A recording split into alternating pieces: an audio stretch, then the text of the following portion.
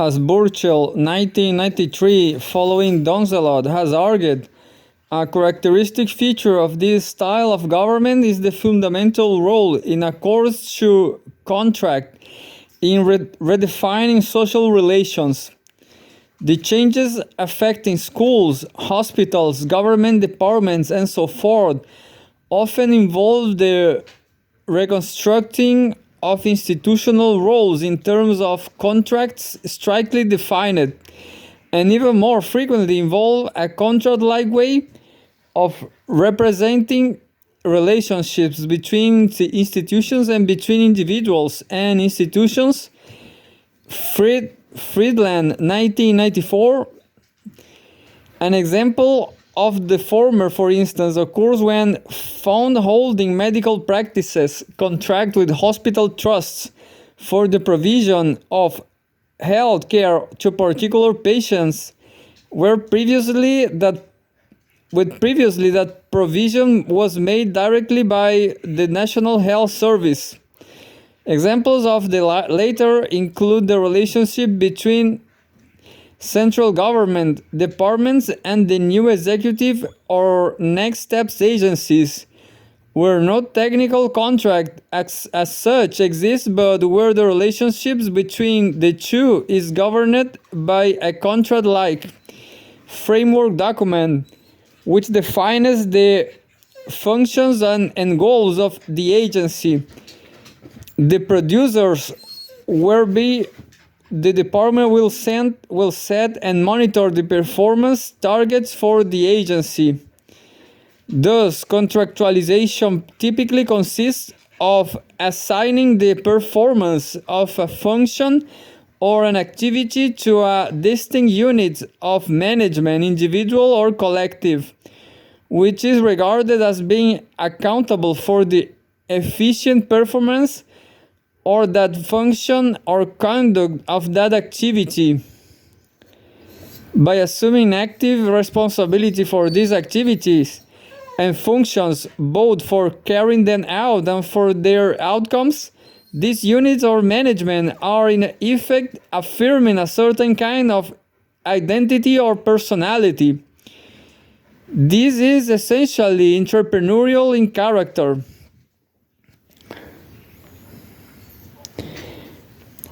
Contractualization requires these units of management to adopt a certain entrepreneurial form of relationship to themselves as a condition of their effectiveness and of the effectiveness of this form of government. Burchell, 1993. Or to put it in the language of Tom Peters, 1992, contractualization, businesses, individuals, and collectivities. As Colin Gordon, 1991, has argued, entrepreneurial forms of governance such as contractualization involve the reimagination of the social as a form of the economic. This operation works, he argues, by the progressive enlargement of the territory of economic theory by a series of redefinitions of its object. Economics does become an approach capable in principle of addressing the totality of humanity or human behavior, and consequently of envisaging a coherent, purely economic method of programming the totality of governmental action.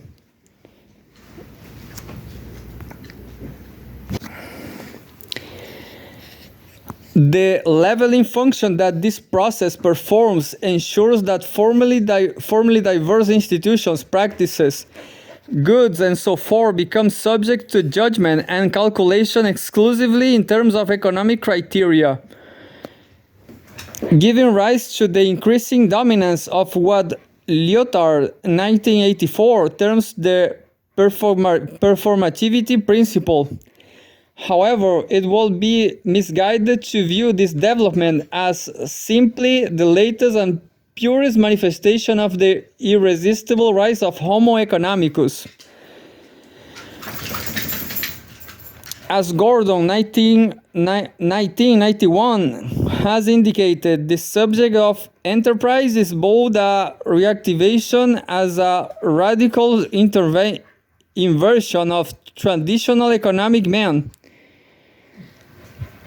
The reactivation consists in positing a fundamental human faculty of choice, a principle which empowers economic calculation effectively to sweep aside the anthropological categories and frameworks of the human and social sciences. The great innovation occurs, however, in the conceptualizing of the economic agent as an inherently manipulable creation, whereas Homo economicus was originally conceived of as a subject. The wellsprings of those activities were ultimately untouchable by government. The subject of enterprise is imagined as an agent who is perpetually responsive to modification in this environment. As Gordon points out, economic government here joins hands with behaviorism. The resultant subject is a novel sense, not just an enterprise, but the entrepreneur of himself or herself. In other words, entrepreneurial government makes up the individual as a particular sort of person, as an entrepreneur of the self. Gordon, 1987. This idea of an individual human life as an enterprise of the self suggests that no matter what has circumstance may have dealt a person, he or she remains always continuously engaged, even if technically unemployed, in that one enterprise, and that it is part of the continuous business of living to make adequate provisions for the preservation, reproduction, and reconstruction of one's own human capital. Gordon, 1991. Because a human being is considered to be continuously engaged in a project to shape his or her life as an autonomous, choosing individual, driven by the desire to optimize the world of its own existence, life for that person is represented as a single, basically undifferentiated arena for the pursuit of that endeavor. Because previously distinct forms of life are now classified primarily of not exclusively as enterprise forms, the conceptions and practices of personhood, they give rise to are remarkably consistent as schools, prisons, government departments, and so forth are reimagined as enterprises. They all accord an increased priority to the entrepreneur as a category of person. In this sense, the character of the entrepreneur can no longer be represented as just one amongst a plurality of ethical personality, but must be seen as assuming an ontological priority. This conception of the individual as an entrepreneur of the self is firmly established at the heart of contemporary programs or of organizational reform. In keeping with the entrepreneurial imbrication of economics and behaviorism, contemporary programs of organizational reform characterize employment not as a painful obligation imposed upon individuals, nor as an activity undertaken to meet purely instrumental needs, but rather as a means to self-development. Organizationalist success is therefore premised upon an engagement by the organization of the self-optimizing impulses of all its members, no matter what their formal role. This ambition is to be made practicable in the workplace through a variety of techniques such as the layering and performance related pay.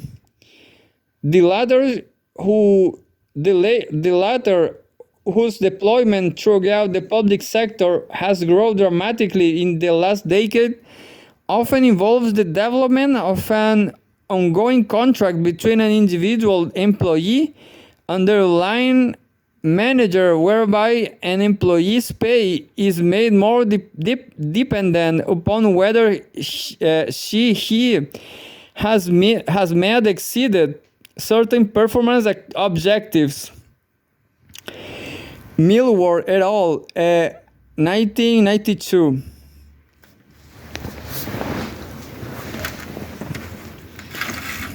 Marsden and Richardson, 1994.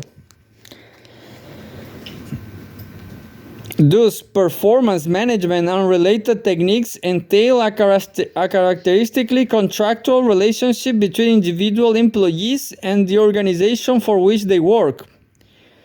This means offering individuals involvement in activities such as managing budgets, training staff, delivering services, previously held to be the responsibility of other agents such as supervisors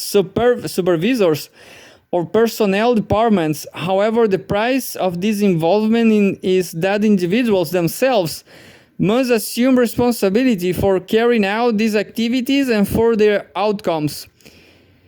In keeping with the constitutive principles of enterprise as a rationality of government performance, management and related techniques function as forms of responsibilization, which are held to be both economically desirable and personally empowering. Entrepreneurial organizational governance therefore entails the reconstruction of a wide range of institutions and activities along the lines of the commercial firm, at the same time guaranteeing that the optimum benefits accrue from the restructuring of organizations along market lines necessitates the production of particular forms of conduct by all members of an organization. In this sense, governing organizational life is an enterprising manner, involves making up new ways for people to be. It refers to the importance of individuals acquiring and exhibiting specific enterprising capacities and dispositions. Refracted through the gaze of enterprise, bureaucratic culture appears inimical to the development of these virtues and hence to the production of enterprising persons. The bureaucratic commitment to norms of impersonality, strict adherence to procedure, and the acceptance of hierarchical sub and superordination is seen as antithetical to the cultivation of those entrepreneurial skills and sensibilities which alone can guarantee a manageable and hence sustainable future. While proponents of entrepreneurial governance are not averse to admitting that bureaucratic norms and techniques have proved efficient and effective in certain circumstances, they clearly believe that such circumstances are no longer to be found, nor are they likely to recur in the foreseeable future. The implication is that organizational survival and flourishing in the dislocated environments of the present requires the cultivation of an appropriate entrepreneurial competence and style through which at one and the same time organizations conduct their business and persons conduct themselves within those organizations.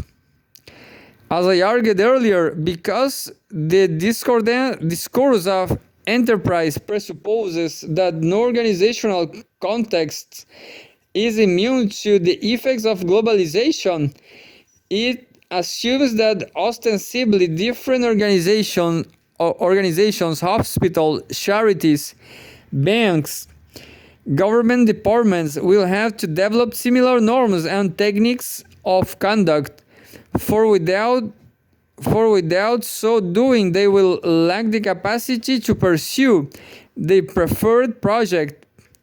The urgency with which such claims are deployed gives the very definite impression that there is no alternative. As Cantor 1990 forcibly declares, organizations must either move away from bureaucratic guarantees to post-entrepreneurial flexibility or stagnate, thereby cancelling by default any commitments they have made. While such insistent singularity has obvious attractions, for one thing, it offers the sort of easily graspable and communicable Weltanschauung that can act as a catalyst for change.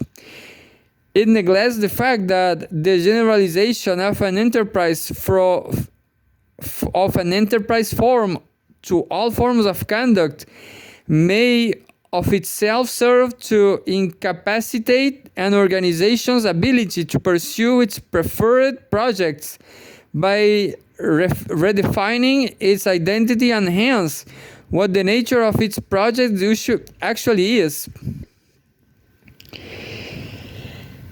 In the public sector, which is part of government and which should therefore be subject to the rule of law, organizations are concerned with such things as equity and treating like cases in a like manner. These are not values primarily served by commercial enterprises, and there is no prima facie reason why they should be. However, they are central to government and the rule of law in liberal democratic regimes. There is a clear danger here that the introduction of entrepreneurial principles into public sector organizations might undermine these basic principles of public provision, and this serves to highlight the fact that in liberal democratic societies, there is a good reason for assuming that markets have political and moral limits, and that plotting some of the boundaries of markets will also involve putting enterprise in its legitimate place. Plant 1992.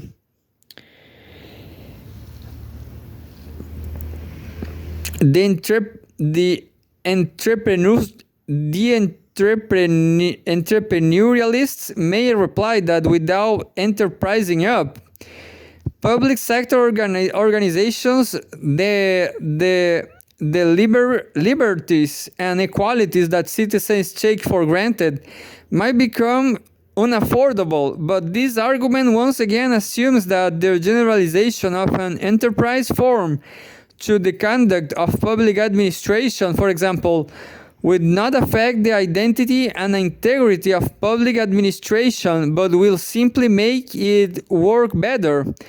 Yet, in relation to the report of the Public Accounts Committee, it is extremely problematic to assume that the identity of a domain of activity can remain the same when its basic organizing principles are fundamentally altered. Instead of simply accepting the case that the contemporary enterprising of the public sector is a uniformly positive as well as inherently necessary development, I seek to advance the unfashionable view that there are a number of important political and ethical reasons for representing bureaucracy, and the most efficient and effective form of public sector organization. In putting forward arguments to support this position, I begin by specifying that the bureaucratic ethos consists of indicating what sort of conceptions and practices of personhood the bureau gives rise to, and delineating the relationship between this and what Michael Walzer, 1984, terms the liberal art of separation.